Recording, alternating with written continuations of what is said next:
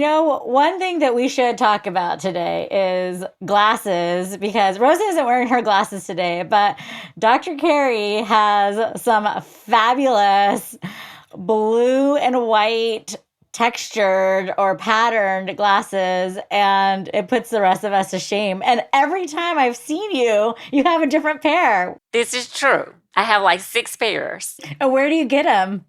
I ordered them online. They were like pandemic purchases. I love it. You sitting in the house, it was just like, well, let me update my eyewear. Do you need them or is just pure aesthetics? They're all prescription. Yes, I'm blind as a bat. So, yeah. I'm just going to look good while I can't see. So. That's right. Don't do what I did today. There was somebody who came to my house to actually show something to me, and they were bringing papers. And we were masked up and everything, and we were in the living room, and it's these 2 super well put together women, and they're like showing me these papers and these papers and these papers. And I say, great. I say, thank you so very much. I'll come back to you next week when I have my glasses and I can see what you just presented. I totally understand. They were looking at me, oh. They were like so into it. And I said, do I tell them I can't see what they're saying? So I let them go. Been there, done that. They are prescriptions. So if I take them off, we in trouble.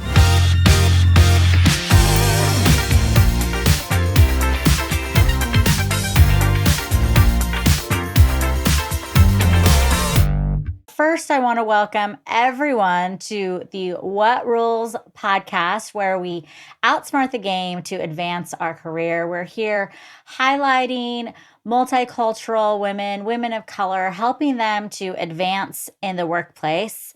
My name is Alisa Monjadas. I'm an executive coach and a vision producer at the Happy Cactus. And why don't I hand it over to Merary? Who are you? Hello, everybody. Dr. Merary Simeon, and I am an activator of talent, creating a world where multicultural women in position of power is the norm. Awesome. Rosa. I subscribe to that. But my newer title that I just love that somebody gave it to me the other day is Chief Possibility Officer. So that's how I am. There you go. Now, we have a special guest today, Dr. Carey Yazeed. For you, Dr. Carey, I would love to hear not just your title, but tell us a little bit about the many hats that you wear as a person. Today, my new title became I am the fire starter. I'm a troublemaker in a good way. Yes. And I was like, oh, okay, thank you. That's a new one. Many hats that I wear. Wow. Diversity professional, adjunct professor, mom of 2 young adult sons, and then mom of 3 furry friends that we had to lock out the room for this. So they're not happy with me. Activist, soap maker, and avid crock pot cooker. So. Wow. We could have a whole podcast on that. Yes. Soap maker. Yes, we can have a whole other episode on that. I want it. Yes. I don't know. Because, okay, I think that, you say crock pot and I feel hungry, first of all. But what's your crock pot specialty? It's a good thing, Alisa, you didn't say, what is that? Because I've had people saying something like, what? Excuse me? You can tell they're from another generation. I've done beef stew, but I've actually did an entire pot roast in one. So. And Dr. Carey, where are you from? South Louisiana. So I'm 60 miles outside of New Orleans and 30 miles from the state capital of Louisiana, which is Baton Rouge. How cool. I just get excited hearing your voice because you're this, people don't know, and I didn't find this out until you told me when we first met, that you're very small in stature, but you have this ginormous troublemaking, fire-starting personality. Yes. I don't know. I think people think I'm this tall model built woman, and I'm actually short, 5'2.5", so you have to give me my half. And I'm not a big person. So when people meet me, that's usually what I get is like, you're short. That's lovely when people, you tell you. Thank you. Yeah, it's just, what am I supposed to say? You were expecting what? Like, it's me, just not tall. It's super interesting how the expectations that others have of us, the ideas that they form of ourselves, right? And then it's a bit of a jolt if you don't conform to the idea that they've made up of yourself in their minds, right? That happens so often. We're all nodding our heads. Yes, I have to agree with that. Yes. All right, speaking of fire starters, how this started was a Twitter conversation, a long Twitter thread that Dr. Carey wrote about Brene Brown, and that spurred on a blog post called The Dangers of Courage Culture and Why Brene Brown Isn't for Black Folk. She writes this article, it blows up.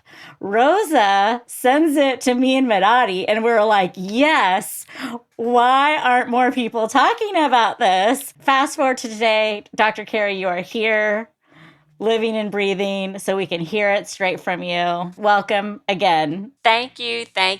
And to give credit where it's due, the Twitter thread was not mine. I was just an avid participant. And then the starter kind of moved out, and I was like left in this thread that I didn't start. And I was like, this seems like a conversation we need to continue. And so I just took my thoughts and put them in a blog post that I thought no one would read. Well, we were so intrigued because one of the things, I think it was the episode before we were talking about it, we were having a conversation. We were like, that's the whole point that we've been talking about on our podcast, is that the rules that society or other women have put out there do not apply to women of color. So when we read your article, we're like, yes, that's it. That's what we've been trying to say. Mm-hmm. Yeah, I definitely agree. It's just that everyone has their own perspective. And so when I wrote the article, I was pleasantly surprised that it was well received, and a lot of people had the same reaction, like, that's why it didn't resonate with me. And a lot of women were blaming themselves, that it was just like, I felt that I'm trying to apply these things that she's writing about, and it's just not working for me. So I must be a bad person. I must be doing something wrong. And these were women of color, not taking into consideration, well, boo, she wasn't writing about you. That's the bottom line. It's not going to apply to your life, your situation, who you are as a woman, because she wasn't writing for you. She was writing for someone totally different. And I just kind of revealed that mystic, I guess, that had been hanging over their heads, and took away that shame, I think, for some people, that I don't think Brene Brown realizes that some of her work has created that for some women of color, because they couldn't find themselves in her work, or they couldn't make her work for them. But it is so powerful what you're saying. And I think that's exactly the essence of why we started this forum and this podcast. Because a lot of those writings, however you call those writings, really have not applied for women of color. And unpacking what that means and really taking it to a completely different experience, which then when you start having these conversations, you realize there's more of you who actually are facing the same kind of challenges and are trying to break through molds that for some, it's like, I don't know what you're talking about. It's just, these are the 3 things that you have to do. And then you try to do them. It's like, well, they're not working for me because I am not being listened to. And even opening that up, even for colleagues and friends of ours whose experiences have been so different. And it was nice to see in your article and then in your comments how some women, this was a true awakening for them as well, in terms of like looking from a different glass or lens that they hadn't even considered before. Because of course, you're my friend. I see you as my friend. And we're going through all this at the same time. And you go, Let me open up the hood here a little bit and let me just show you what happens and what that hardware is. And you did such a good job in really distilling it in such good terms. And also, and I love because you said the Kool-Aid, right? We need Kool-Aids. So people gravitate to something that's like, okay, I got it. And then that disappointment that you describe is real. It really is real. It's very real. And I didn't think it was going to go viral. So like I said, I wrote it, then was just like, only 3 people are probably going to read this because you're talking about Brene Brown, girlfriends. So this is not going to go anywhere, but I'm going to put it out in the universe. So I hit, publish. I published it on LinkedIn. But I think for a lot of women, it was seeing other women in the comments, like agreeing and sharing their frustrations, that it wasn't just me saying it, but they were being validated by each other.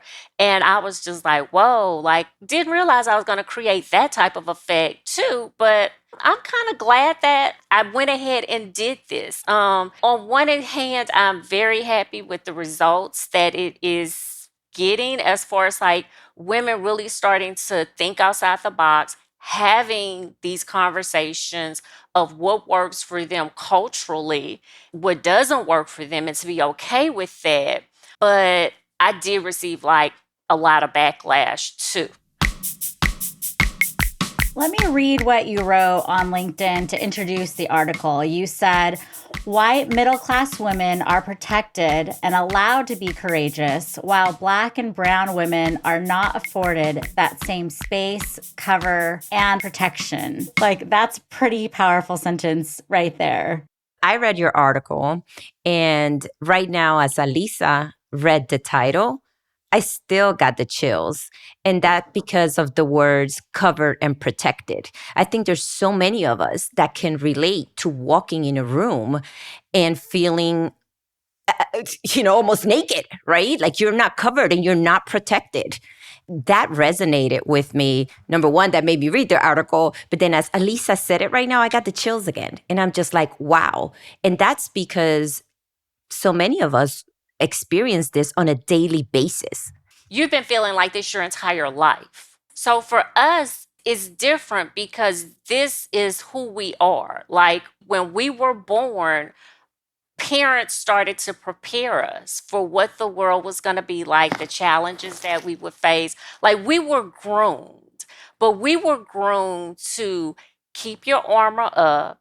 When it gets real touchy, you don't lean in, you lean out. You don't get confrontational, because when you get confrontational, you're viewed a lot different. You get taken out. Let's just keep it real. If I take off my armor and I go in and I say, I'm going to be vulnerable and I'm going to be courageous and I'm at work, I am going to immediately become a threat. I'm going to be seen as assertive. I'm going to be the angry Black woman. I am going to be escorted to HR, given a pink slip and a severance package, and then escorted out the door. And so that's not me doing research on veterans, because as I tell people, if you go down a Brene Brown rabbit hole, her background is veterans. So that's where she says all of her research is on vulnerability and courageousness and courage, that she talks to veterans. And I'm just like, well, okay, first of all, Cassandra, because then I start calling you by your real name when you're getting it wrong. You telling us to be vulnerable and courageous like somebody who's went out there to war, which is totally different than our lived experiences. So I think you need to also let people know who were your research participants and frame it correctly. It doesn't apply to everyone. It's not a one size fits all, because if a minority woman does what you're saying we should do, we're going to be unemployed within 2 hours max. We are not going to have a job, or we're going to be written up, but the dynamics are going to change. We could possibly go to jail if we're doing this in public. It doesn't work for us, but you're encouraging us without a warning label, so to speak. And that bothered me to so many degrees. It bothered me because I'm like, you're taking what our parents have covered us with to help us get through life, and you're telling women, no, you take that off, you're going to be okay. And it's just like, no, we can't afford to do what you have been afforded to do because of the color of our skin. And it's so dangerous to advise based on your experience because you cannot relate. You can never truly relate 100% to anyone who's in front of you because you have not walked in their shoes. And especially when we are now that we feel that we can have these conversations, because it wasn't until very recently that we could even have these conversations. And when we even decided to put on the podcast, the discussions that we had to say, like, is this the right time? Can we have these conversations, right? It took us a while to even formulate what this was, because what might work for me may not work for you. And sometimes this blanket, sometimes the statements or like, life is such a la-la land, but it's like, why is a la-la?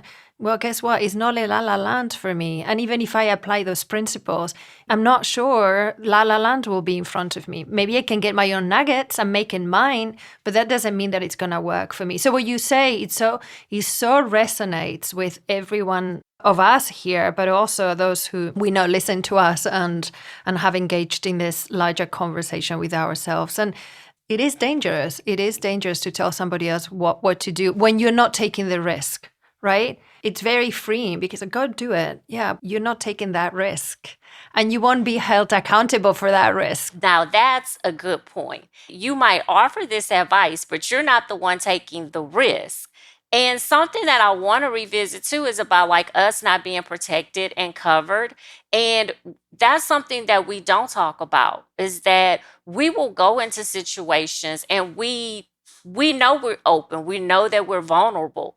And our automatic instinct is to, okay, I need to armor up, suit up, like, let me put my guard up. I know what I'm about to go into. You know, some of us are preparing in the car before we enter our job because you know when you go in there that there may be some attacks on you that particular day.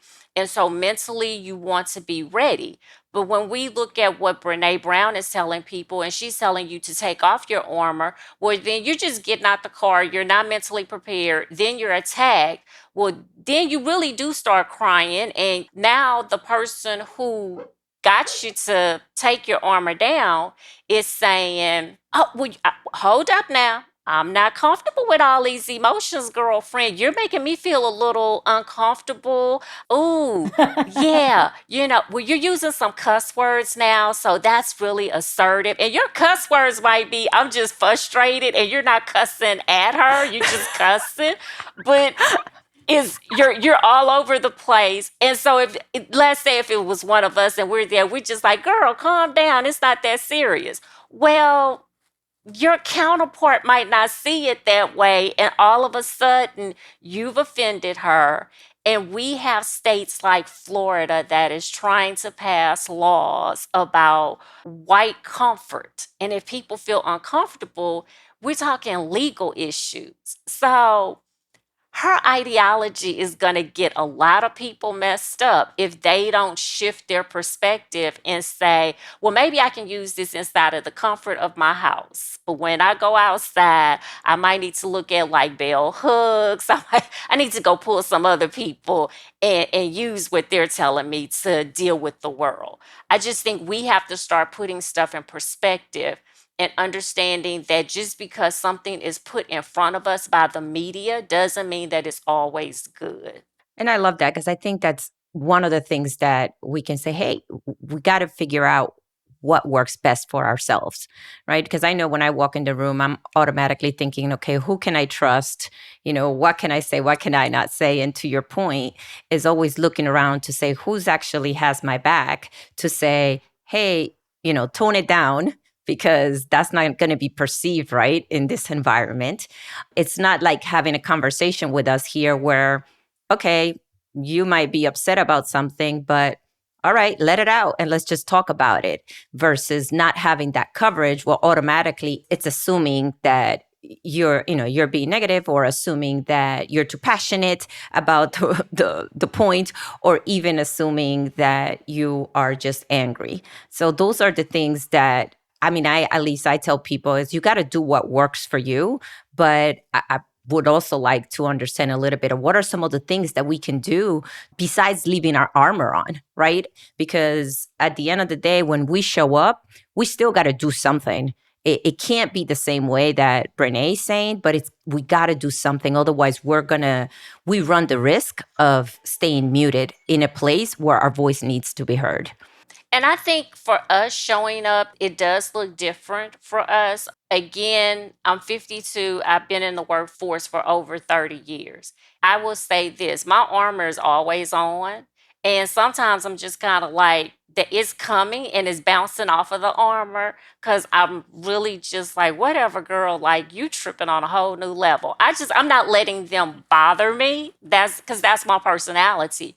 But when you can pierce through my armor, and now I'm starting to have some reactions, we have a problem. And so then that problem for me looks like I begin to document what is taking place, because if I'm feeling uncomfortable, something is causing that, and I'm not crazy. I think a lot of minority women, when we start to feel uncomfortable in a workspace, we think it's just us. And so we tend to ignore it. And then all of a sudden, you're sitting in HR and you're like, well, when was there a problem? What happened? I didn't realize this. And the red flags were there. You just ignored them. I'm like, don't ignore them. Document. If you don't do anything else, you have your little journal, you have a Google Doc, you document. And it's okay to speak up, but it's knowing how to speak up. It's knowing when to speak up. It's knowing who to speak up to. So then that means you need to be strategic in how you approach the situation. I myself will sit down with my tribe and a glass of wine and get all of the what's going to be assertive. I get that out at home with the girlfriends, And then I love that. Yeah, We relate quite a bit. So when I go in, well, I've gotten all the explicits out. So now you're going to get the calm, cool version, but you're also getting the documented version. So I'm going in with my documentation. I'm not making this up. This is what's going on. How are we going to resolve this issue? I'm a former social worker, and so with that comes documenting. I do it when I find myself in those uncomfortable work situations, and that documentation allowed me to approach that situation from a different angle. It allowed me to be strategic. It allowed me to get my thoughts together. Reading through it also allowed me to see that I wasn't making it up. Like, wow, all of this happened? Oh, girl, you're good. And I think talking it through with someone before you go in, because our courage and vulnerability is going to look different. And, you have to be prepared to walk away and know what hill you're going to die on and what hill you're just going to walk away and be like, it wasn't worth it. And that's what has kept me sane, because I have been a person to dig in their heels and say, I'm going to fight. And then I'm exhausted. I'm stressed out. I have anxiety. My blood pressure's up. But then, sometimes I just walk away and I'm just like, okay, let them figure it out. I didn't have to learn a lesson from that. They did. You just said something really important, though, that I want to hone in, which is it wasn't you, right? It's their learning. It really, in that engagement, it is their learning. In that process, what you're trying to do is offer them, I always talk in terms of distinctions, that they didn't have before, and that they couldn't necessarily compartmentalize to even address or put a language on it. But I remember someone telling me, Rosa, you have to take the emotion and put it on the table, put it aside. It's helped me throughout the years not to take things personally. Like in the heat of the moment, you go up and you have to come down really quickly, and you don't want to stay there because it's going to ruin your day, your weekend. And why? What's the point? It wasn't you. And there are layers of what's happening too, because when someone is on the other side and they're learning, it's not comfortable and it's new. And so they're experiencing all these things that it's not your responsibility to manage, but I think it's important to be aware of so that you don't take all that personally. Because even if they want to agree with you at the end, if they don't understand what's happening, it's a whole nother world going on inside that person's head. Right. And I agree. From the article, those who disagreed with me, I did have like some that were just like, well, I'm not understanding, or, I'm feeling a certain kind of way, and I need you to help me to unpack that. And I was just like, sir, it was the article. I'm not getting paid to help you process your feelings and whatever emotions you're going through, or however you're even feeling towards me. That's not my responsibility. I'm not going to allow you to make it my responsibility. I had someone say, well, you came on a public forum, so you need to be held accountable. And I said, well, sir, do you hold Brene Brown accountable for half the stuff that she says? Like, are you getting her on social media and saying, oh, well, you need to explain X, Y, and Z to me? And I said, I'm not doing this with you. And I said, and you can get mad, and I don't care. Go pay your therapist. That's not my problem, But people try and put you in this box and make it your responsibility. And my thing is, I can get you to a certain point. I'm having the discussion. But when you're projecting your feelings onto me, and I don't know you, I never met you. It was the article that made you feel a certain way. So you need to deal with that, not me. Just two different things. And I had to take a step back because emotionally it started to become a lot, a whole lot. And I was like, okay, I need to take a break. I need to cut the phone off, breathe. And then, I came back and I said, oh God, they're still here. Like, I didn't realize that when you go viral, it doesn't go away for a long, long time. Well, we feel very privileged that you're still talking about it with us. So thank you. Yes. And I don't mind talking about it in, unfortunately, safe spaces. But I had to realize all spaces were not safe spaces. I was asked to be on one podcast, and 5 minutes before we went on, they muted everything and they were like, you can't say anything negative about Brene Brown. You can't say, well, it's just, well, why am I here? Like, if we're not going to have an honest discussion about this article and her work, why am I here? I was there as a showpiece. And it made me so angry because it was a space that I thought we were going to have a safe conversation. Over 100 people had signed up to be there. And they were just like, yeah, we're not taking that direction. But that was what they had marketed. Yeah, but it goes back to what you said before. It really takes courage, though. This is that good trouble that I like to get into with good people. I commend you all. Like, when you sent me the message to be on, and I was just like, oh, they got one of those shows. Okay, then, like, I'm game. Like, and that was just the email. Then when we had the conversation, I was really like, oh, yeah, I'm in. Like, you don't have to sell me. Can I tell you? We considered the name Good Trouble for the podcast. And I said, well, we cannot take it away from John Lewis, so we won't use it. But we did consider it as a name. Well, y'all are getting into some good trouble. And so everyone is not going to understand what you do. And that's okay. You keep doing it anyway, because those who need to hear these stories, those who need to hear from you, they're going to show up week after week. You are their armor to get through the week. And it's funny because I was going to take it there. And one that actually encourages the armor, but it's an armor that you choose. And every day could be a different armor that you choose to put on. And I think there's a lot of power, because then you're making a conscious choice in terms of how you decide to show up at a given moment in time. And being so present and so real to then make those choices is what is going to make you powerful as a human being as a whole. And there needs to be that sense of, to your point about being strategic, but it's also about being who you want to be and keeping to yourself what you want to keep to yourself. Well, it's about being true to who you are. And so that means that we're all different and we're all unique. Everybody has a different kryptonite, but also everyone has a different superpower. And what works for one person may not work for another person. And so that's why I'm very honest. And I tell people, if Brene Brown works for you, that's great. But usually the people that I'm hearing say that she works for them, it is not working for them in unsafe spaces like the workplace. She's encouraged a lot of people to go to therapy. But again, I'm like, that's kind of like not what we're talking about either.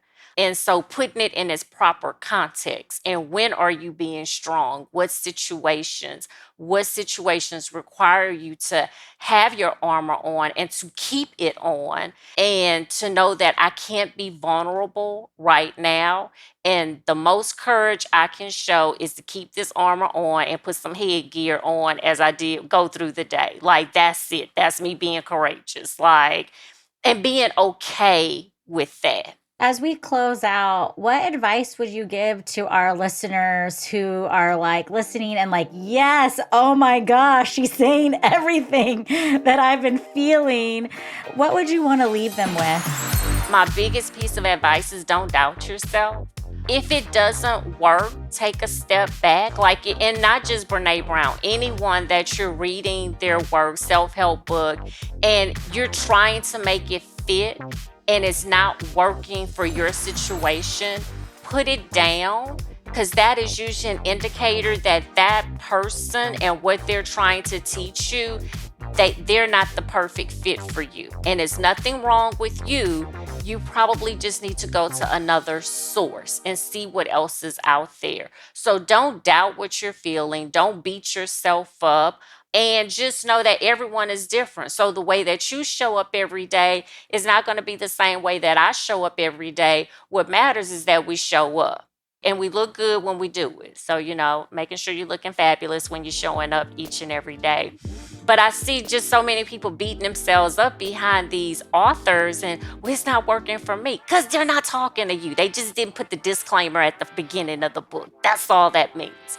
Move on. There's nothing wrong with you. Go find someone else and we're all going to be okay. And I think being okay with telling yourself that would be my parting words to them.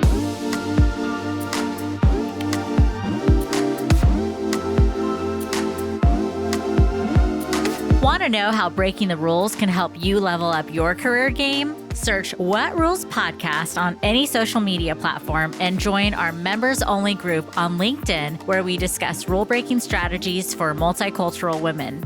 What Rules is a production of Color Forward. The show is produced by me, Alisa Monjadas, with editing and fabulous sound design by Mathar DeLeon. Visit colorforward.com for more stories, events, and of course, all the episodes of What Rules. I need to create an audiogram of you saying, if you're single and you need to mingle, go to Home Depot. You really do.